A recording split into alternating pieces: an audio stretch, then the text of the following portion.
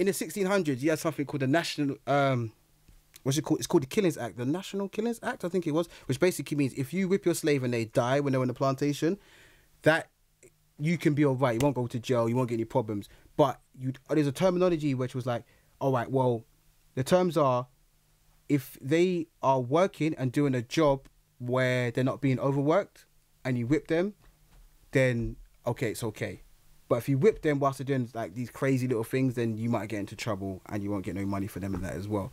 So reason why they created the Killings Act was because white slave women were killing mixed race babies. It was a national outcry that it's like they knew that their husbands fancied the black women on the plantation. So when the mixed race child was born, they're like, yeah, my husband, and they didn't like him. So it was like, do you know what? So they were killing little kids all the time. All the time. Post-Traumatic Slave Syndrome by Joy DeGruy, fantastic book. She talks about that. And she talks about how, for example, white women emulated black women by the way they dress. So slave masters, they fancied the arse of an African woman. So white women was like, yeah, all right then, let's create a bustle. And a bustle, the Victorians used to wear is like a little tight, little corset, real tight. And then the back of it just flows out. It's the same as what the African, they tried to emulate black women. So when it's like now Kim Kardashian's trying to, it's been going on from slavery times. Because their husbands fancied. Do you see what I'm saying? They even say, same auntie that gave me this book, she said that the McGann car, the second one, not the first one, the second one, the back of it was actually mimicked after there's an African woman that the French person tried to emulate from Africa. I was like, you sure? She goes, yeah. She gave me the name as well. She goes, this woman, look her up. The McGann's built off a black woman's ass. I was like, seriously, I forgot the name. But which ties into this book here. But Nick Davies, Dark Heart, and I think a lot of people may have read this, and it's the shocking truth about hidden Britain. And this book here is deep. It talks about the monstrosities that Britain have done, not just to black people, but also to white people. So obviously, white people were slaves as well. So they enslaved Irish. They enslaved other people because they're seeing Irish as, you're not quite white. Do you know what I mean? Even in America, Irish people weren't even white. Italian people weren't white until they weren't, technically white until 1940. Do you know what a cuss word is for an Italian? An old one. Go on. Guinea. They used to call Italians Guinea. Yeah, I heard of that. Yeah. Do you know where Guinea is? Guinea's in Africa. It's the cusp of Africa. Yeah, that's right. The little, just before you get to the bend where you've got Ghana, Nigeria, that little cusp, that's called Guinea or New Guinea. That's where they stole a lot of slaves from. They used to call Italians black people. So, and Irish people, well, we know about this history of the Irish and the South Africans. I mean, the Pygmy tribes were the first people to migrate up into Ireland. Hence why you've got that St. Patrick's Day, and then you've got you've got the story of St. Patrick, he fights the evil and but what it is, the leprechaun is meant to be the Pygmy tribe. Okay. And the Pygmy tribe is the ones that brought in a lot of their spirituality. So when you've got him pulling off tricks, the little leprechaun, that's to say that these were the people that created the tricks. And then when Patrick killed the snake was to do with the snake that the Egyptians used to wear, because the pharaohs have the snake up there, and that's meant to be similar to like the pineal gland and the candidate that goes with that. Anyway, there's all that stuff. Like Scotland's named after Scotia, Queen Scotia, was an Egyptian woman. Like, like Scotland's named after an African woman. Anyway, moving on. Even Europe's named after Europa, which is an African woman that Zeus had a thing with Europa, and he loved her so much he gave her the island of Crete. That's not even an African story. That's Europe's. They know that when they created the coin. The Europe coin, the first euro. Yeah, they had Europa on it. They had the black women on the coin. No one really paid attention to it. Was like euros as a coin, whatever. But Europe's actually named after the black woman. Anyway, moving on. The monstrosities of Britain are so deep, but what they do with Dark Heart, what they'll do, they'll say, oh, but we civilized Africans, so we wasn't that bad. I mean, we did, we killed a few people, but we civilized Africans because they were believing in some bestiality stuff. They were believing in all these kind of crazy things, and no, we gave them one religion, one God, that was it. And then we gave them clothes, language, so we civilized them. That's what Britain's notion is, and this is what the book kind of touches on. But also, when you've got stories like that, they take away themselves from like King Leopold II, who went to Congo, and he was like worse than Hitler. Do you know what I mean? Hitler killed like 6,000 people, 6 million people, sorry, and but King Leopold went to 10. So if you go on Google and type King Leopold in, you will see children with hands missing. So basically, when it came to rubber, he had a quota. So let's say like, all right, you've got to be able to give me 10 kilograms, right, in rubber, in weight. If you don't, I'm going to chop off one of your arms. You come in with 8.5. You say, I tried, but da-da-da-da. All right, cool. Chop off one. Then you've got to do the next day. You've got to do 10 with your one hand. If you don't, chopping off that one. Then we're chopping off your feet. You're seeing children, 4, 5, 6, 7, 8. You can see them. You see like, imagine, this was even deep. Do you know King Leopold never went to Congo? Like he never set foot in Congo, but because in 1885, he had the scramble for Africa where European people were like, do you know what? We're going to carve up. You can have Nigeria. You can have Congo. You can have Uganda, Senegal. So they carved it up. So he was like, yeah, that's mine. And then he wanted to create a free state in Congo. He was like, cool. Boom, boom, boom, boom, boom. So he had people over there just going on a madness, chopping off kids' hands, arms, everything. And you could see them, like the stubs, like that, sitting next to white people there with chains on them. He did that.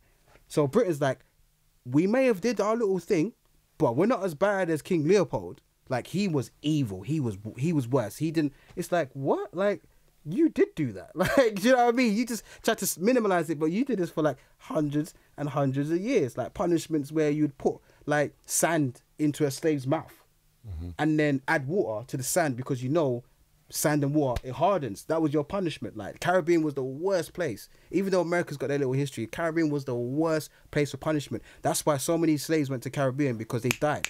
Life expectancy was only a few years. And that's simply because the cotton trade, I mean, the sugarcane trade wasn't as, it was more fruitful than the cotton trade after a while. So they had to keep sending people over.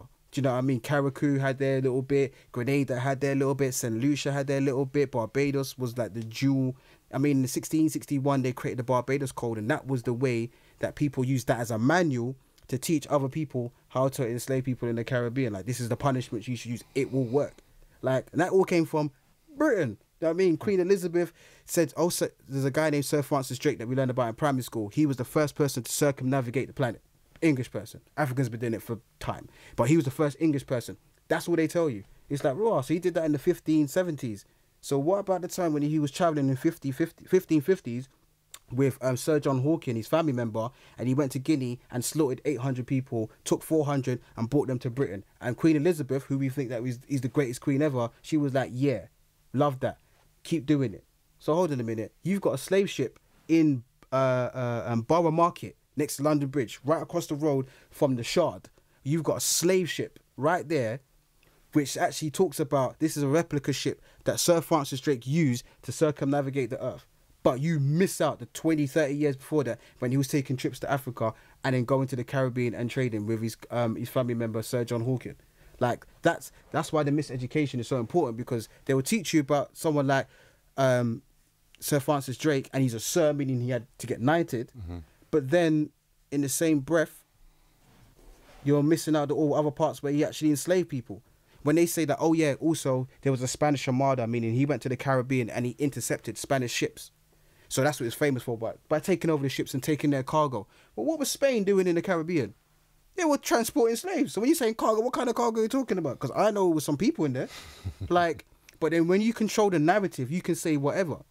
So that's how if you take away the knowledge and you take away the essence of what blackness is, and you take away the fruitfulness of Africa, then you take away the power of man and woman, and you take away the strength in the youth and saying, you know, you're the next generation, and Africans always come with oral learning where we're going to pass it down through, sit around this campfire, we're going to tell you a story, some beat a drum, I'm going to give you some information. And that's what music is, that's what music was, as well as a way of communicating. If you take away these little principles as African people, as black people, then we're screwed. Then, when you've got books like this is a book here. So this is a sociology book, a GCSE sociology book, right? Now, in this book, actually, in this book, go to page 94. Now, this is a sociology book. Now, this section of the book talks about how family structures are run. Okay? Now, Remember when I said earlier about you take the man out of the essence, take the power away from the spirit, and you move them apart. So when you go to page 94, there's a section about So you got a section that's on South Asia. You got a section on the Sub-Saharan. Yeah, but read the Caribbean part. What is it? Just read.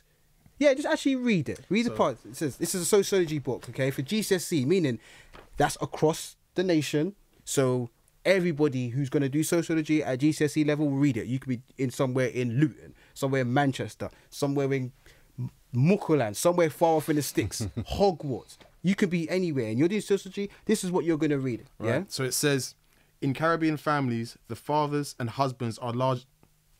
This isn't real. This isn't real. It now. Read. It's real. What? Read it. Man. No, hold on. Okay. Real GCSEs. This country. Right. Okay. Gems. Right. So start again. No. I'll read it, fam. No, read it. Go on. Now hear this again. Now let's say like you're all right. Let's just put it back to black and white for this moment, right? You're a white child. You don't really know any black people. You haven't really seen black people. Okay. The only time you see is Skepta on TV or Stormzy, right? And black culture on TV. Yeah. But the notion of a black family, you have no idea, but you're doing sociology and they're doing this segment of the book, and you're going to do this for your mock exam. Okay, cool. Now, this is what you read. Right. In Caribbean families, the fathers and husbands are largely absent and women assume the most responsibility in child rearing.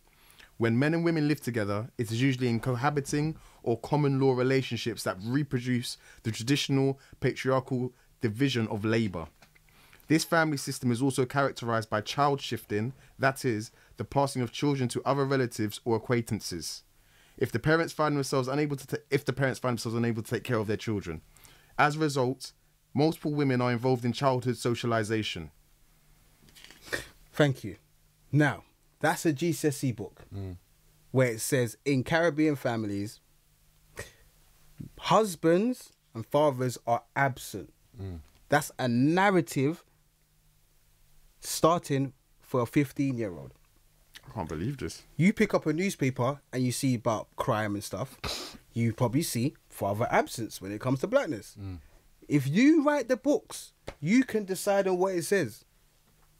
Now, what's funny is, what statistics don't show you, is that when it comes to a father not being in their child's life or living in the same house, black fathers are more active in their child's life when they're not in the same household than white fathers. You would never think so. Google it. You will see. If you're watching it, Google it. Google it. And you will see. Google it. Black fathers are more active in their child lives than white fathers are. You would never think so. Because of the narrative. Because we don't control the media. So we don't control the stories. We can complain about it. Now, black Twitter, yeah, people say, is there black Twitter? Black people on Twitter, but it's called black Twitter. They went crazy and said, you know what? That's an issue. That's a problem. So they stopped printing it. Is this a recent book? Yeah. Only by a few years. So they done it. They did a revised version. So it's updated and they took that part out because they said it was racist and whatnot. But they kept other little bits and pieces in. So it's like, wow. The fact that you put it out with confidence just goes to show. But there's children that's going to read and be, okay, well, black fathers are around. So, yeah, you've mentioned about when you kind of give lectures or when you're teaching students. So what I don't think we actually touched upon, what do you actually teach? Oh, do you know what? I don't even have a structure of what I teach. I teach everything in terms of like, so if they struggle with English, okay. So where? So I teach in a secondary school. Yeah. In South London. Okay. And I teach in a like a Saturday school as well, I'd call it, in East London, in Forest Gate. Gotcha. Shout out to East Side Academy, East Side Youth Leaders Academy. They are fantastic. And that's like year 4s, year 5s, 6 right up until year 4s to 11, but I've only taught 4 to 8. I haven't done year 9, 10, 11 yet. But they brilliant minds that are coming through. Some great politicians are on their way, I tell you. And secondary school, my one is like, I'm like an external mentor, but I teach like science. I'll teach English and maths. But what I try to do, because the ones I deal with are like, they're on SEN, so special educational needs. Yeah, I've taught. I used to teach in that sector. Right. So it's about. It's like, all right. It's not about what you teach; it's how you teach it. So I give them that sense of belief. So if they've got work that they struggle with, I try and give them an alternative way to approach it. Exactly, yeah, how to look at it and break it down, because there's 4 steps in how the system works against ethnic minorities. So there's 4 things that work that they get tested for, which is it's called working memory. How well do they remember what's going on? Processing speed. How quick they can solve sums. There's also non-verbal reasoning, and that's about how well do they understand the work without actually doing it before. No prior understanding of how to do it. And then the last one is verbal comprehension, and that's where a lot of our children, especially black children from working class background, they struggle, because it's about terminologies that they don't understand. Yeah. So they trip up on verbal comprehension, and that's how they can't say you can't come to this school or you can't come to this college or university because you're black. So what they will do is that, all right, we will put it in the test score. So the racism is in the points. It's in the actual results. So every child will be good in the first 3 points. They can remember, they can process things. And, I haven't done this before, but I'll be good at it. But verbal comprehension, that's where they trip them up. That's how they get it. It's like the word. So if you go to secondary school, you're in year 11, and you go to a secondary school in Harlesden, right? And then another person goes to a secondary school in Richmond. The level of education may be the same, but there's certain words that's going to be used in lesson. Funny, I went to school in Richmond still. Oh, is it? Yeah. How did you find it? Yeah, it was good, but do you know what? The school nearly got closed down. Oh, really? Yeah, it was a mad one still. Christ School. Oh. Yeah. But it's back open. It's still open. It stayed open after a lot of us left. Right. But it's a good school now, isn't it? It's a brilliant school now. Yeah, It's a good school now. Is it near Barnes? Was there Barnes? Yeah. I know Christ. Yeah. I know. Yeah. When I was there, it was a madness still. It's a phenomenal school now. Yeah. Totally turned around. Yeah. Because even like back in the day, I used to hear about the school, and the reason I knew of this school is because so many expelled children from other schools would end up there, and it'll be a mix of Southwest. Yeah, South and West. South and West. Yeah. South and West still. Yeah. Yeah, it was a mad thing still. But phenomenal school, you're telling me now. it's phenomenal now. Yeah, they've changed it up. Yeah, it's totally different. Yeah. Totally It's different. they're doing bits now. Yeah. So the wording you might get in certain lessons will be different because the vernacular is different. You got a different level of teaching. So a lot of black children suffer because they're not learning certain vocab as they would in another place. So that's how they trip them up. So when it comes to like GCSEs exams, it's like, I don't understand it. You know how to do it, but you don't know how to get it. So for example, like you've got in maths, they will teach you like, all right, take this, right? They will say to you, I want you to calculate rate times time equals distance. Rate times time equals distance. I say to them, calculate it. They're like, how do like, nah, sir, man, like, you're marking me off, man. Like, what are you talking about? I don't know. I'm like, calculate it. And they're like, I don't know. I'm like, all right then. So usually I give them like a tennis ball. And then like 2 people across the room. So I'll do it with you. See that £2? Throw it to him, but you have to catch it. Ready? Oh, one job. One job. Throw it back to him. And throw it back to him. And then throw it to me. All right. So I said, you just did it.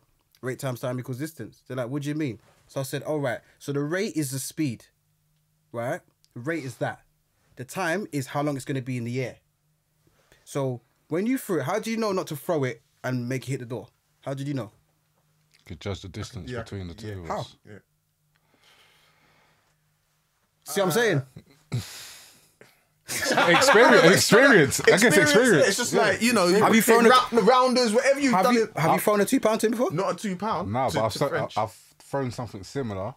I've played pound up many a time. So Same here, yeah. I know how to. You know how to. You know what I mean? But how? Practice. But how do you know? How do you know to get it right?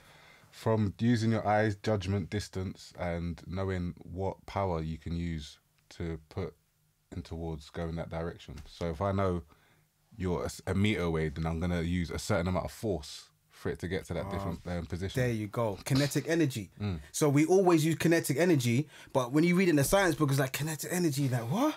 I don't, but you use it all the time. So it's like you knew how to throw it because you knew how long you wanted to be in the air for in order to land in that person's palm. Rate times that by the time it's going to be in the air, which is going to be like half a second, and where it's going to land. Because you know, if you put more power into it, it's going to go further. So you've had to lessen the power So you have less time in the air. So you can hit that point. Rate times time equals distance. If you do basketball, you know how to do swoosh. So you know how far you want the ball to go, how long it's going to be in the air to get full swoosh. If it's off the backboard, that's an angle. So that's trigonometry. You're doing angles. Yeah. So you know how to do angles. What are you talking about? So they're like, oh, so I'm like, all right, stand up. They're like, okay, sit down. Okay, stand up. Okay, sit down. You just did a right angle. Your legs had to bend at a right angle for you to sit down. So when you say you can't do angles, shut up. You know, like, you can do it. So it's not what you teach, it's how you teach it. So what I do is I break it down to a simple way. There's a guy that I used to read a lot of his books, Dr. Henrik Clark and Dr. Ben Yakinen. Them two are like the leaders of like this wouldn't, most of the books that you hear about that people read, like you probably hear like, shout out to like a Carla, like he's read a lot of Dr. Henrik Clark's books as well. These two individuals in terms of like knowledge and African-centered knowledge, they are the ones that said, do you know what? If you can explain something difficult to a 7-year-old child, that's intelligence. When you're speaking about these big words like my epistemology and my ontology and good, but if you can't explain that to a 7-year-old child, it's not intelligence. So it's about getting like the most difficult sum, just simplifying it. Who cares about how big it is? If you trip up on the verbal comprehension, you're gonna lose because they created the language and we don't. Just what I'm saying, and especially if we're moving like this in vibration, like technically we should be learning to music. Anything said over a beat goes into your subconscious whether you like it or not. It's funny to say that because when I was in uni and I was learning like actions, insertions, and if like all the muscles, like I don't think I could do it right now. But when I was learning, I used to do it by like almost rhyming it, like rap it. And that's how I just learn it. I just learn it because I was learning it in a rap. And I remember one of my guys that I was going, he was like, bro, you should just like record it and sell it to anyone else that's doing the same course because that's how you're learning it so easily. So it makes sense when you're saying that's exactly what came to mind. Being able to learn all my actions, origins and insertions was literally by rapping it and learning what's what with each muscle. Do you know what I'm saying? Exactly. But we do it as children. So you got A, B, C, D, E, F, G, H, I, J, K, L, M, N, O, P, Q, R, S, T, U, V, W, X, Y, and Z. Now I know my... Right, cool? Yeah. Now say the alphabet backwards. Yeah, I'm going to do that. Right then. Because we don't learn it through a beat backwards, so we have no idea. So everything we learn is to a beat. From when we're young, we hear... That's what we hear when we're like a fetus, embryo. We're hearing a heartbeat. We're hearing a rhythm all the time. It's our mother's heartbeat. Do you know what I mean? That when you're making a beat. Again, it's what you're hearing in here. When Buddhists go that same frequency of going that vibration here that goes into your consciousness, goes into your pineal gland, is the same tone frequency that babies hear when they're in their mother's womb. Mental. How did the Buddhists know that? They didn't get like a microphone. Say, all right, let's record that and try and, all right, Kanye, what are you saying? Are you liking this? No, it wasn't like that. They are in tune with themselves. That's what I said. The Buddhists taught me a lot. That vibration sound is crazy. Like, and you got to think about, if you get like a glass of water and you put like a speaker near it and you're seeing what the water's doing, like going grrrr, and you're playing certain music, that's what's going on inside your body as well, like, because your body's 70% water. So when you're thinking I'm hyped, like, oh yeah, it's because the vibration from the bass is vibrating your waters. So we learned, when I was in Jamaica, I went to school in Jamaica, we learned everything to a beat. Even like we had a ruler. This is when we had the chalkboard days, yeah? Not showing my age and that. But we had chalkboard and then you had the ruler at the top. And then when we had to learn to count the centimeters, we had to do it to be 1 centimeter, 2 centimeter, 3 centimeter, 4 centimeter, 5, everything. Do you know what I mean? Everything. Someone would be like, all right, drum in the corner. Do you know what I mean? But do you know, adult literacy right now, you can even pull it up yourself on your phone. Adult literacy in the Caribbean, 90 on average, there's like 18 Caribbean countries. But on average, I would say out of, let's say I can say 7 Caribbean islands, adult literacy is above 85%. The first, so Cuba's first, I think Barbados, Cuba's at 99.8% of adults. That's Castro's doing still. Right. 99.8% of adults in Cuba are literate. Barbados, where my mom's from, 99.6% of adults are literate. Do you know in the UK? Do you know what it is? No. Do you know? Do you know 35% of adults in the UK are illiterate? 35% are illiterate. So when we're coming over here from Africa or the Caribbean to come and learn, but it's like University of the West Indies is actually beating, besides Oxford, LSE, Cambridge, most of the red bricks, it's actually beating every other university in terms of its results. Caribbean learning is always better because sometimes they even learn in water.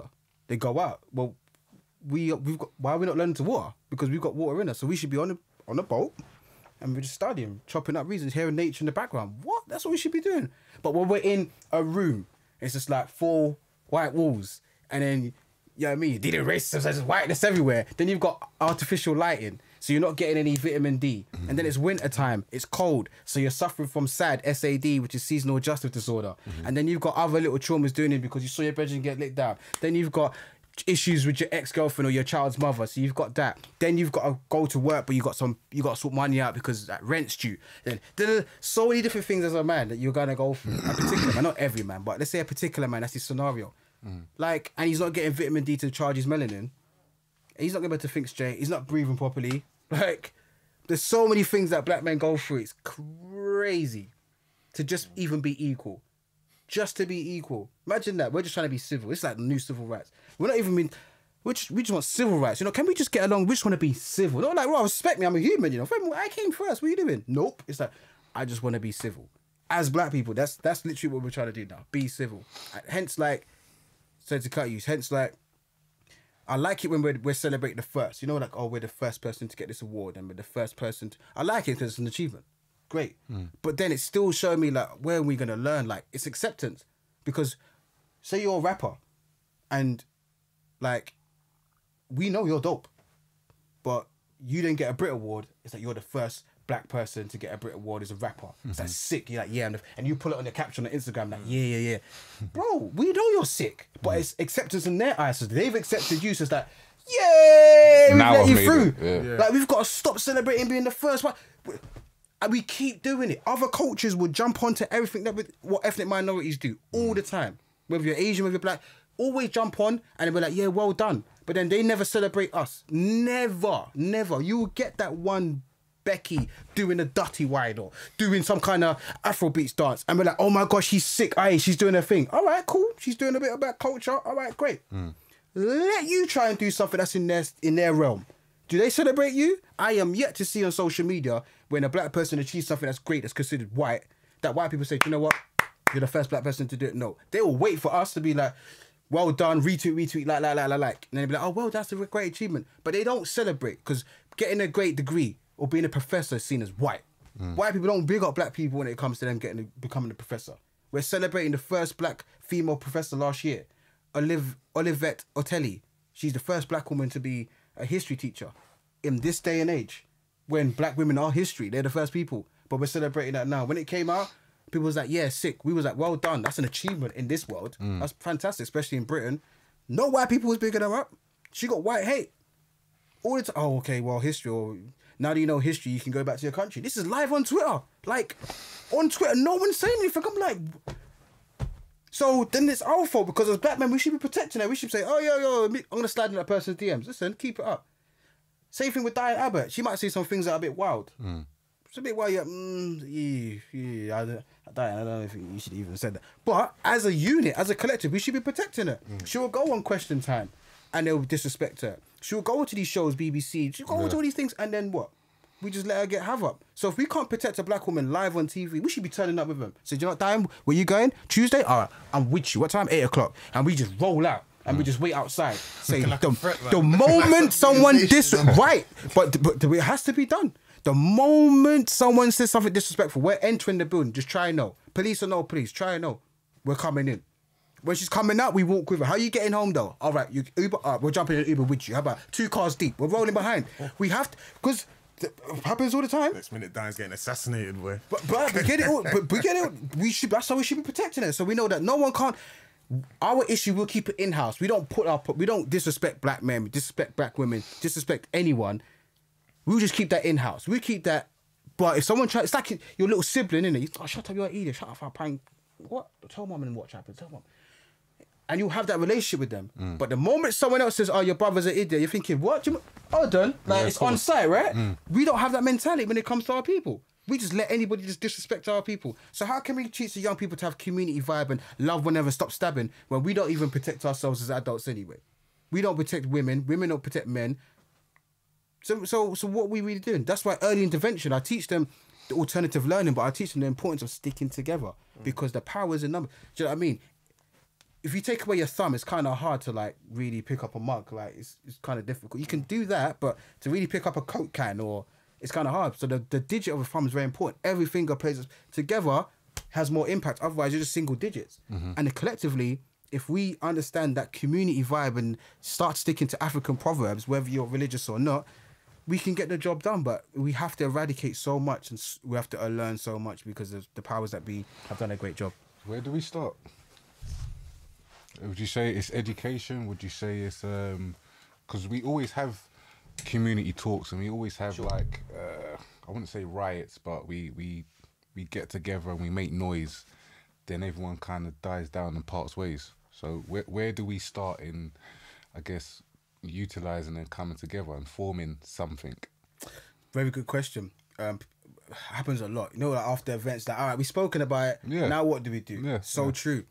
With me, like, I respect our generation, but I'm done with our generation.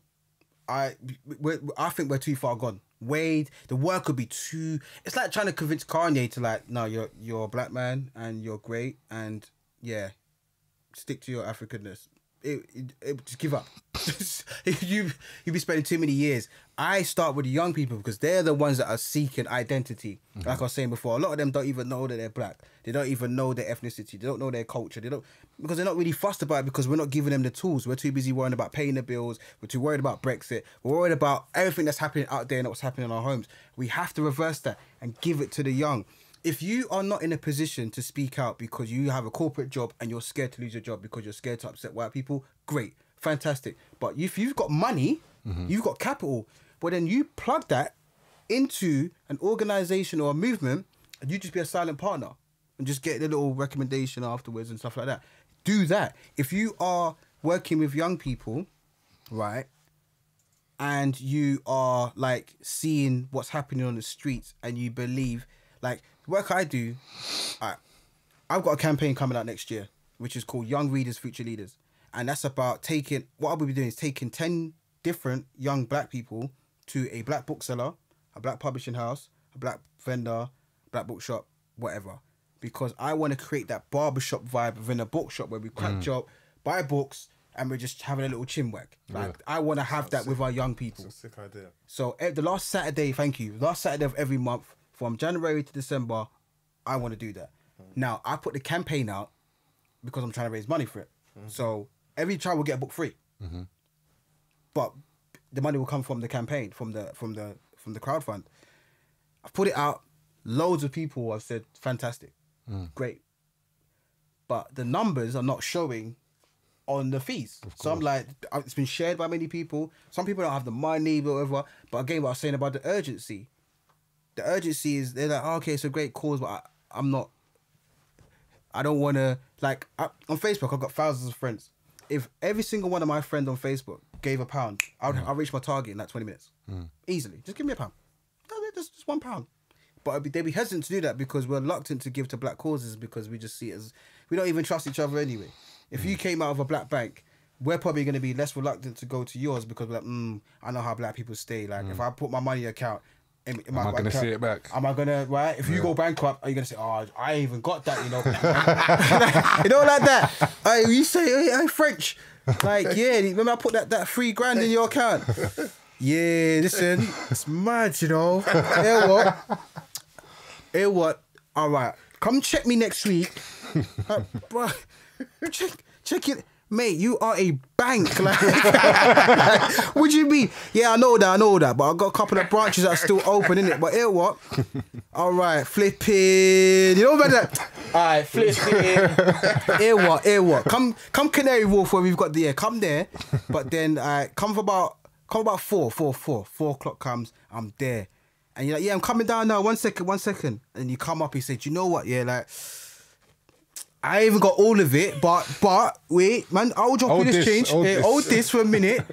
And then like, yeah, cool. Then I'll drop you the change afterwards, innit? Yeah? All right. What are you saying? Can you tick me? Do you get me? Like, that's what it'll be like for real. Like, especially if you've got a non-commercial name. Imagine your name, the bank was called Sankofa. They're going to be like, hell no. Right. Yeah. Barclays, yeah. Even though Barclays got there with the two brothers that got their money from slavery, or Lloyds, do you know what I mean? Got their money from slavery, or do you know what I mean? Now, yeah, I don't mind them because it's that white flight. It's like, do you know what? I love the fact that they look like they're safe, so I can get my money from them. So if it's black, I'm not too sure. Do you know what I mean? If it's a black charity, you stop someone on the road, they're like, oh, but where's my money going? Like, with white people, like, oh, do you know what? All right, let's save the planet. Let's go green. And okay, take it, not knowing that they're pocketing your money. So it starts with education, because we have to educate ourselves on how we got here, why we're here, and how we get out. And that's through education. Then on top of that, we have to create a whole nationwide program where we always invest. Like once a month, we have to invest in a youth program. Forget going to the government and trying to get them to give us a cent. No, we've got enough money to do that. Do you know how much money black people spend on Christmas? Imagine that you live in a council estate, you live on the top floor, right? Cool.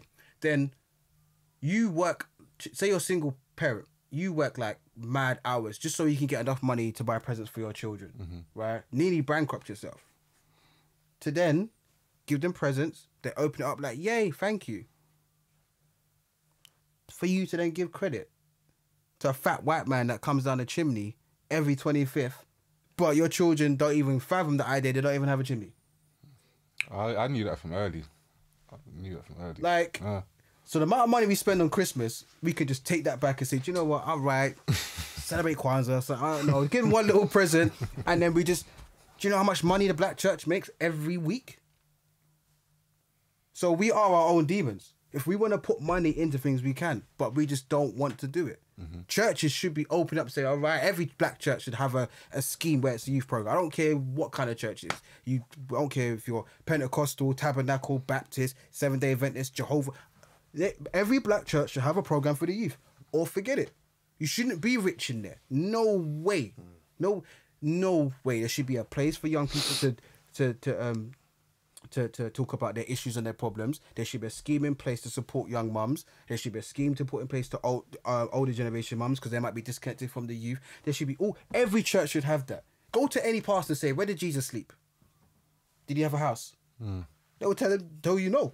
So okay then, all right, so let's start moving like Jesus. So start giving out and whatnot then. Free up your house. This is God's house? Okay then. We'll start bringing people in. Do you know what I'm saying? How about that? And they say, do you know what? All right, let's collect the money that everybody's chipping in. Yeah? All right. They say, all right, this is God's house. Right? You stand there, pastor, all the time. So I'm guessing that's the holy place. Okay, if that's the holiest place in the church, I'm going to stand right there. I'm going to talk to God. I'm going to throw all the money in the air. I'm going to say to God, every single pound and note that you want, keep it. Whatever you don't want, throw it back down so we can give it back to the people. Throw it up, obviously nothing's going to happen. It's going to come back down and say, okay, so God don't want it. This is the holiest place. This is where you like to push people and then say, shalama, halala, and push them in the head and they want to roll over on the floor. This is the holiest place. I threw it up. God didn't want it. So I'm guessing I have to give it back to the people. How about that? He'd be like, no, because I won't be able to buy my Rolls Royce and I won't be able to... Joking. Every black church should be doing that. So much money in it. So much. You see what happens with SPAC Nation. You see, there's so much money in it. Why aren't we not putting it... We're our own demons. We are. It's because of miseducation. We don't believe in ourselves. We don't trust ourselves. So I'm on early intervention, starting them from young. That's why the Dole test was there to show internal racism starts when they're 4 years old. When they're watching Disney programs and they're seeing all these white Disney princesses finding their love, there's kings and queens and whatnot. They're seeing royalty. There's no African royalty in any Disney film. Not one. So if you're from the West African part of West Africa and your family's kings and queens, but you're seeing tribes, but then you're watching a Disney film and there's no representation. It's like, well, there's castles. I want to be like that. The young girls are going to be like, I don't want to be connected to that because that looks like beauty. They've got their knight in shining armor. So what does my knight in shining armor look like? Okay, well, he doesn't look like my family because my family like this. Okay, cool. Then you get Tiana from Princess and the Frog. So she has to kiss a frog and all that madness. But then they brought in colorism, so they make sure Tiana was a certain brown. And then the guy who's bad, who practices voodoo, which is Haitian, well, it was a Haitian thing in the movie. He's also connected to darkness. So you've got light and darkness. So when the system gives you something to say, you know, we've got representation, they also give you something. Oh, you got that. Here's a little undercurrent of something negative. So people that deal with voodoo are going to be, hold on a minute, what's this about? And people that don't deal with voodoo will be like, oh, see, it's a bit negative. So they're going to keep pushing that narrative. We don't want to be anything else. So we have to get rid of, throw out the books. This is a prime example. We have to throw out all of these books and we have to start learning again from the beginning. Then we've got to practice black love. Like, we really have to practice black love. Date who you want to date. That's fine. But we need more representation because there were young black girls looking up and saying, do you know what, I don't believe in black love because I don't see enough. Like, do you know what I mean? They're seeing, okay, well, black men date outside their race more than anything else. Okay. So they're not going to feel confident within themselves. One issue with that, though, I don't think that's entirely true because there is a lot of black couples, but they're just not highlighted enough. All right. 40% of black women that get married are to black men. The other percent is to everybody else. Because imagine this as well. There's more black women than there are black men. But, and I agree with you, there is definitely, but you don't really see it. But on paper, the numbers are quite low. But what you don't see is, do you know what's mad? Is you see more black men dating out of their race than you see black women dating out of their race, yeah? But statistics show that more successful couples out of that interracial dating is when the black woman is dating a white man. I don't know why that is. Like, successful in terms of like their income for the household, in terms of their roles. It seems to be like more successful black women date outside as opposed to successful black men. It's a bit, I don't know. What do you think what reason is behind that? To throw you in the mix. One of the things I'd say is with successful black women and going back to what we was talking about with the whole workplace and what you'll see in the workplace and how you behave and act and almost the mask that you wear. If you're a successful black woman and you've gone beyond the kind of old school glass ceiling, you're more likely you're kind of first of focus on the work environment. Your work environment is more likely to be surrounded by successful white men. And then throw that into the mix with, okay, that's what you spend the majority of your time at work. That's what you're now used to. You're now these kind of norms or kind of adopted norms in the workplace, what you mentioned earlier in terms of, you know, maybe the fake laugh or whatever. It's actually now spills over in that you're doing this more often than not. And all of a sudden you're now morphing into this person. Now add that to the fact that, okay, now on my way home or if I'm at an event or a dinner or whatever, I'm going to be more likely to be surrounded by these type of people, this clientele, because I've gone beyond that scene and now I'm surrounded, I'm in that kind of environment. That could be why. It's the type of people that you're kind of in and around. And unless like you're raised in an environment where there's a strong focus on dating within your race and knowing that everything external to this household, you put on this mask, but actually deep down you know who you are, where you come from, so you still are committed to what's important to yourself, what was important to your upbringing. That's the only way that strongness and that bind will kind of make you think, okay, I know what this is when I go to work, I know what I'm around, but deep down I know what I represent, and deep down I know that out there for me is my black knight in shining armor as such, and I will meet him, and do you know what I mean?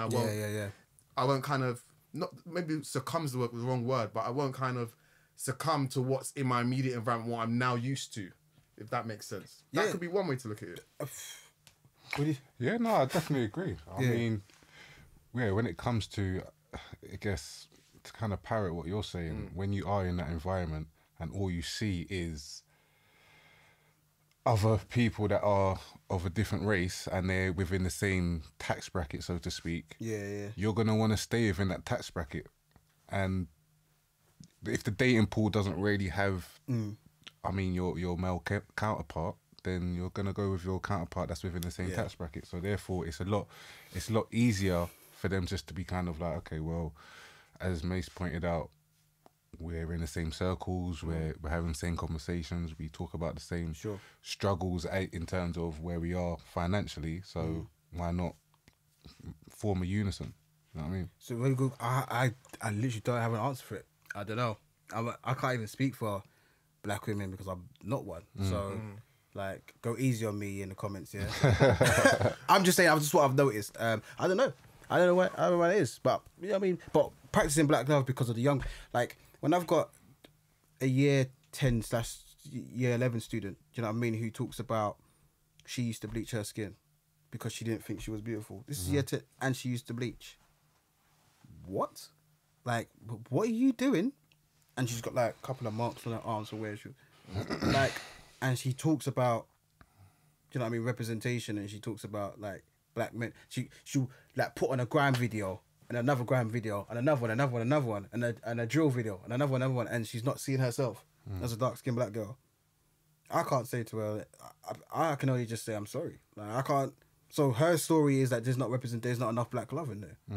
So we can't like denounce her reality because that's her reality. Even though it's true because it's been going on for many years, but they're starting to notice it at a younger age. It's like what are we actually doing? Do you know what I mean? But yeah, I think what was the rapper Tory Lanez? I remember he was doing a music video, and there was I think it was like there was a dancing girl dancing in the video, like, and I think the director like kind of like told the dancing girl to move out of the way, and the I think she was like she's like a Latina girl. Yeah. Do you? No, but I knew what was gonna come. Okay, cool. So she comes in, she did her little thing, and Tori's like, no, bring her back, and everybody was like, whoa, yes, Tori, like, well done for doing that, and then people were just giving her a speech like, oh, the director decides on who, whatever. But yeah, like we've got to protect our young girls, man. We really do, because they are like feeling. I mean, like there's a video that I got sent, but I saw it went viral before it was actually sent to my WhatsApp, because you know, like you got like 7, I got like 10 different WhatsApp groups. Like I don't know if you're like you, like got a couple still. Yeah, exactly. So I got the knowledge one where they just talk about all that stuff, and there's a video of a woman who's in a bath, and she's got like a bleaching cream on her leg, and she's in the bath. She's like bent over that way, and the woman who's talking about, she's like basically promoting the product, so she's there scraping off her dark skin in the bath, like it's calm, and she's like, yeah, and it works quite efficient, and I'm like, yo, that's real. Like it's like I showed it to you lot off air. I was just like, whoa, like yo, like she's calm. I'm thinking it's so it's scary, man. It's to see it like that. I'm just like, no, and the skin's just getting lighter and lighter. I'm like, this is crazy. It's just like, oh man, come on, man. Like, yeah. So we've got so much unpacking to do. You know what I mean? Like colorism is just. I mean, we've got Black British, Caribbean, Black British, African here. Just 2 categories. In Brazil, they got 147. Jeez. Light brown, dark brown, sand, oak. The closer you get to the Portuguese European standards, is 147 characteristics. There's a story with that as well, because when I visited Brazil a few years ago, I already knew this, because I'd kind of I'd heard that the darker you are, you're seen as poorer, you're seen as not up to the stand and all the rest of it. And I remember, I'm a tourist. Remember, I'm in Brazil. This is during the Carnival. Okay. So I've gone over there for Carnival, and what was crazy, because beforehand, the stigma that we're hit with, like being Europeans or being from London even, or from the UK, about South America is be careful, it's rough, it's dangerous, it's this, it's that, yeah? Sure. So you're having your wits about you, yeah? So I remember we was walking down the road, and two things struck me. The first thing was, we went out, so there's an area during the Carnival kind of period, there's an area a lot of people congregate, it's called Lapa. In Rio. So I was in Rio, yeah? And there was a guy, he must have been, I'm going to assume he was like an Aussie guy or something like that. He had an accent, but like a white guy, a Caucasian guy. And he basically came up to me and he assumed I was Brazilian. And the next thing he said, and what he said to me was, any drugs? And I'm just like, yo, I'm here, I'm a tourist as well, bro. And the other thing was, I had Brazilian people coming up to me and speaking to me in Portuguese. just assuming. Okay. Yeah. And it was just like, it was strange because, and at that moment, and it's weird, but I felt a bit safer there because I realised, well, the Brazilians think I'm Brazilian, so they're not going to kind of look at me and Tourists and trying. try or whatever. And then like, but at the same time, the other tourists here just are assuming that I must be Brazilian, so that because I'm not dark, but because I'm black, I must be just here to sell drugs, and I must be poor, and I must be that type of guy, which was weird. It was really really weird, but it just comes back to stereotypes, doesn't it? Like when you go into Europe, you go like Spain, like Malaga. Oh, Spain's terrible, man. And then you go to the beach. Yeah, How many times I've seen... They think you're all going to be selling watches and hats and umbrellas and all that. Yeah, it's mad still. Like, I remember... It's mad. I remember I went to Malaga. No, not Malaga. Costa del... Was it Malaga? Mallorca. I went to Mallorca. Yeah. And I was getting a massage from the Senegalese woman on the beach. And I remember... I couldn't believe what I heard. This woman told me, you know, can you take my child? As in, come back to the UK with your child. I was like, what? She was like, yeah, like, take her. I was thinking, what? What do you mean? I was like, no, I can't take your child. Like, she was offering her child to say, take her with you. What? This was like, probably about 5 years ago. About 4 years ago. Like, what? I was like, no, what do you need? Like, she just needed money and whatnot, but I totally, now that you said that, like, it just triggered that. I've actually even told anyone that. Yeah, like, she offered her child. It's crazy. Like, that breaks my heart to know that how you got there, I don't even want to know. But the fact that you're in a situation where you're saying to this random black person, take my child and go live back in the UK, and this is happening and there's some people who probably try and violate, do you know what I mean? Yeah, do you know, come back to our villa and, do you know what I mean, and do all kinds of madness to black women or do you know what I mean, or anyone. Like, you don't have to be black for that, but man. Like, do you know what I mean, and just prey on the vulnerable. And it's, I mean, human trafficking, and obviously you see slavery that happens in like the cusp of like Yemen and like, it's you know what I mean, Libya, you see what happens there as well. We're in a time of turmoil, man. Time of turmoil. And I can only just, I wouldn't even say hope and pray, because we've been praying long enough. Do you know what I mean? Martin Luther King prayed and they killed him. So I just hope that what I do in terms of a young people, I just give someone that picks up that bit of information, says, I'm going to run with it, and they just create a madness. That's the only thing. As long as I can change one person's mind and they go and do a madness, then that's my job done. Just keep creating, that's it. But to your point, definitely education, and we have to have a goal. Do you know what I mean? You can go Poland, you can go Latvia, you can go Croatia, they have their differences, but they know they're white. That comes first. Forget anything else. It's like, we know what we're, okay. We've got to put our differences aside, have that core goal, and then we just deal with things afterwards. And stop telling everybody our secrets. Stop putting Facebook, all right, we're going to meet up, make sure we're by the town hall at 8 o'clock. We're going to rise against the system, Make sure you bring, your placards, bring everything else, make sure you're wearing black as well, all right, cool, so we can identify who's, and make sure you're wearing them bandanas as well, all right, cool, brilliant, 8 o'clock come. Do you know what I dislike about marches? Like, they're organised. Because the police block off the roads, so you have to get permission.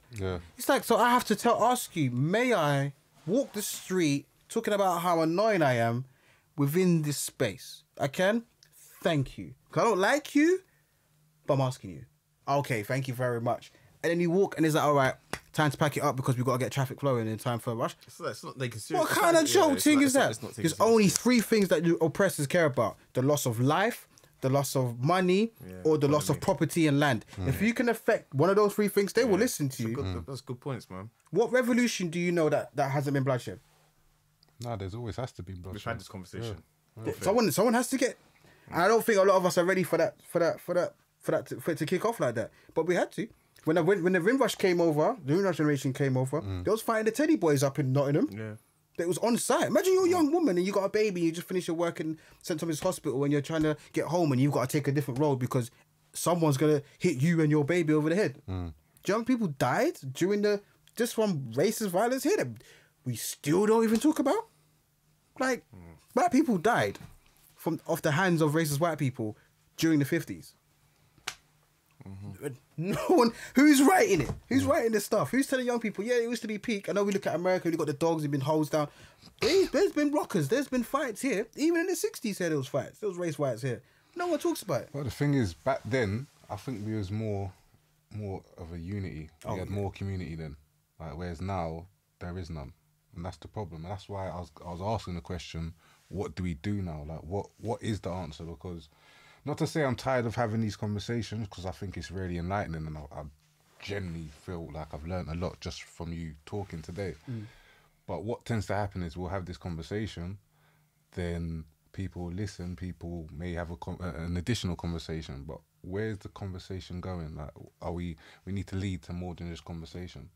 Like, we need to have action. And I know education is something that always gets thrown up. It's like education is the key, but education is the key to what door?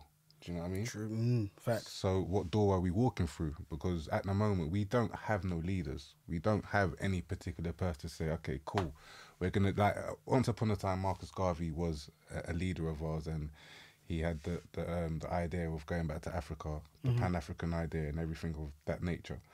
That fell through, and whatever, that got destroyed. But there's never been anything else since, or there's been sprouts here and there, but nothing's come to fruition. So obviously I don't have the answer at the moment. I don't know. Maybe through these conversations, an idea will be sparked. But I just feel like until we've got as you said, a goal to walk through these doors that we're having all this education for and all the conversations, it's going to be a constant falling on our face. Like, we're just constantly getting up, falling on our face, having a conversation about it, analysing it, saying, all right, cool, well, we did this and we did that, and that was good and that was bad. What are we actually doing, as you said? Until we start, not to say tearing down houses, but like really affecting change, nothing's going to really happen, do you know what I mean? So I'm just in this mindset of, all right, cool, we're having great conversation, but what are we going to do? And again, everything you said is facts. I've had this issue like with so many people where I'm just like, we talk, but we're just scared. I'm tired of we're just scared. A lot of us don't want to upset our white friends by saying, you know what, I'm proud to be black. I really love being black. They don't want to say it because it's like, it's seen as anti-white. So your blackness is seen as anti anything else. That's because it's not. But you've been told that if you do not celebrate your Britishness, then you are considered like you're being racist, or you're being like, oh, you don't want to be associated with something. So a lot of us are so indoctrinated that even the thought of unifying and starting a revolution just scares, because we're so considerate, and we always, in Jamaican terms, it's called licky licky, innit? When you're too busy, you just want to beat up someone's ass. So because we're too licky licky, we don't want to disconnect from our oppressors. So the idea of even starting a revolution says, you know what, I'm willing to just lose my job for this. It's like, ooh, but what would Stephen think? Like, what would Billy think? Like, I like Margaret. She's nice. She's all right. She's cool. Like, we're still thinking about other people. That's the reason why just because we're like, okay, start a revolution, and we should do this, great. God, I gotta go work tomorrow, you know. Oh. And we feel bad. W.E.D. Du Bois talks about double consciousness, where you're living in a space where you know it's wrong. You have the other side of you that's like, yeah, Pan-African, yeah, I'm black.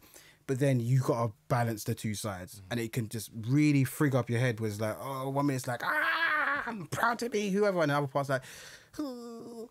And my thing is, we're done at it. It's the next generation where we have to say, you know, this is where we failed. But we have to hold our hands up and say it's accountability and say, you know what, we flopped. Like, we could have done this better.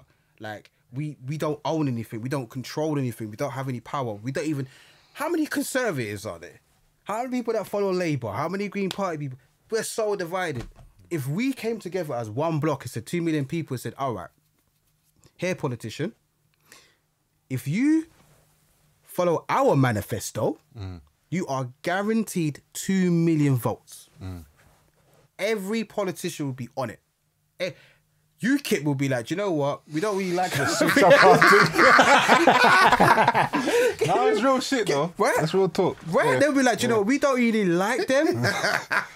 But they got 2 million votes over there still, you know what I mean? Right. Let's get it in. That's it. You know what? Jerk chicken's not even that spicy anyway. I like Gunga Peas. I like Gunga Peas. Do you see what I'm saying? They'll be like, do you know what? Do you know what? Winston's not that bad anyway. Do you know what I mean? Do you know what? Let's get her to. They would be on it, but we don't come as a block. When you look at certain in America, mafia don't go out there and vote like that. Listen, we've got money. You want 10 mil? We got 10 mil, but we make sure we're covered. They just got money. Just go out there and voting for what? Because they know money talks. So money or massive votes, but they're not going to go out there and vote.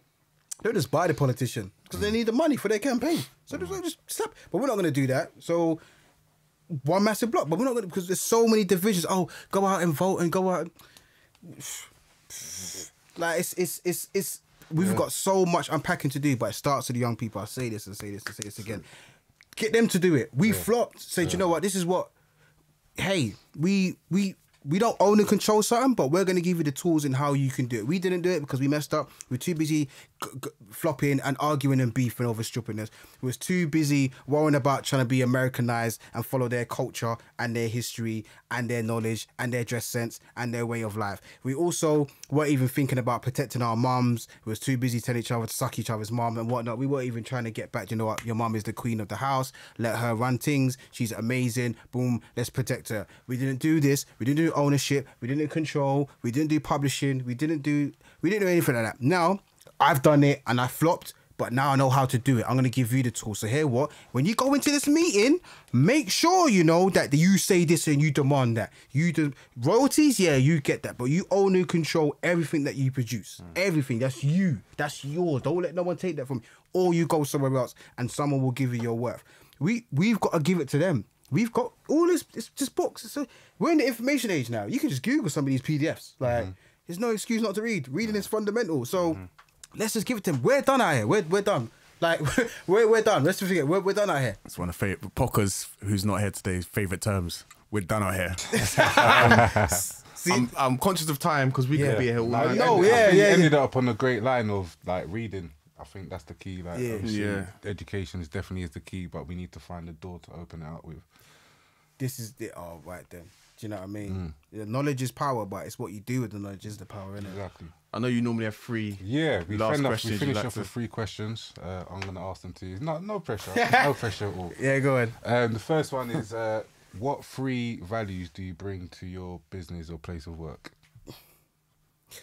Love of self, love of family, and I would say third value would be, when I say family, I mean like your immediate family. Friends, family. Yeah.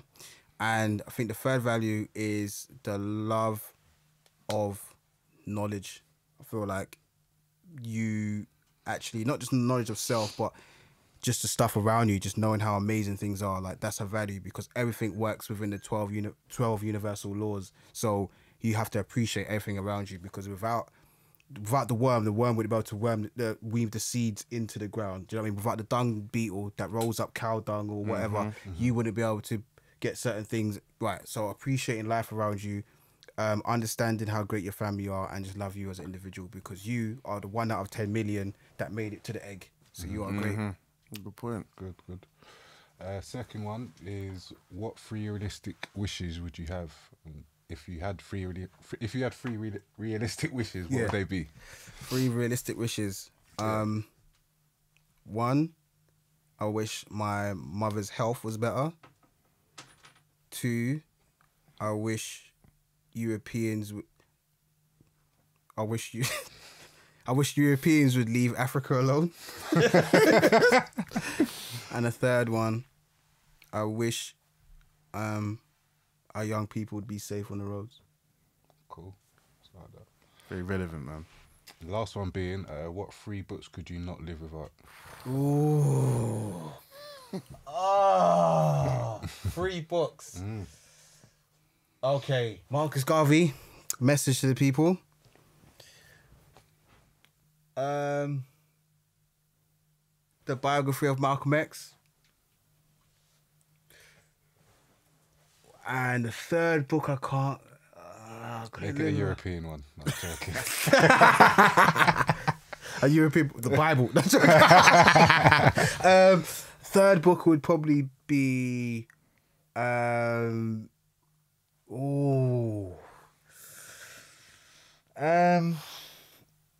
Okay. It will probably be any music book about blues and jazz. So like a biography of like John Coltrane or something like that. Okay. Yeah, a music book. Yeah. Okay, fair enough, man. Wicked. Yeah, Can you just let the people know, our listeners, viewers, subscribers, where they can reach you, social platforms and all the rest of it? Okay, cool. People, you can reach me on Instagram, Darrel Blake. So it's DARREL.Blake. Twitter is Darrel Blake again, but it's Darrel, DARREL __ Blake. And also my company, which is called Black Rooted. If you type Black Rooted into Instagram, it will come up because there's not many Black Rooteds. And Twitter, it will come up as well because there's not many Black Rooteds. And Facebook, it will come up as well. You'll see it. It's got like something thousand followers, so it will come up. It's got a Africa logo. Africa's the continent as a logo, and it's got like patches of different colours. So you can find what I'm doing through Black Rooted as an organisation where I teach, where I do lectures, presentations, workshops, events, so on and so forth. So I have myself as a single entity, then the company Black Rooted, which I'm trying to like build my team at the moment and, you know, trying to make it grow, which the program, the Young Readers, Future Leaders, is going to be via Black Rooted. So, That's yeah. dope. Cool. That's Thank dope, you, man. man. No, Yeah. definitely. Thank you for coming. Thanks for coming, Thank you. man. I know we went over time with that. Like, Nah, it's fine, man. Yeah. We had to send the next guest home. But it was worth it. It was worth it. Yeah. Thanks everyone for joining us. Yeah. Don't forget to like, subscribe, leave comments on all our various social platforms, and stay tuned for what's coming next. We'll probably put this out in 2 parts, I'd say. Yeah. As well. Yeah. So look out for both Quite parts of long, this. Yeah. But no, thanks again for coming. No, thank you. I appreciate it, We'll definitely have you on the platform again. And Yeah. feel free to come along and spread more knowledge, bro. Yeah, but Yeah. mate, there's a saying that I live by: the teacher arrives when the student's ready. Definitely students here, man. Oh, well, yeah, I'm students as well, man. I'm part of students as well. Like I learn from others, you know what I mean? On the smaller front, I mean, the Brazil thing, I didn't. It's like, wow, crazy. So yeah, I'm always learning, you know what I mean? So yeah, big up, man. Thank you so much Nice for having one, me. man. This is, I mean, this is Nice one. Thank you, man.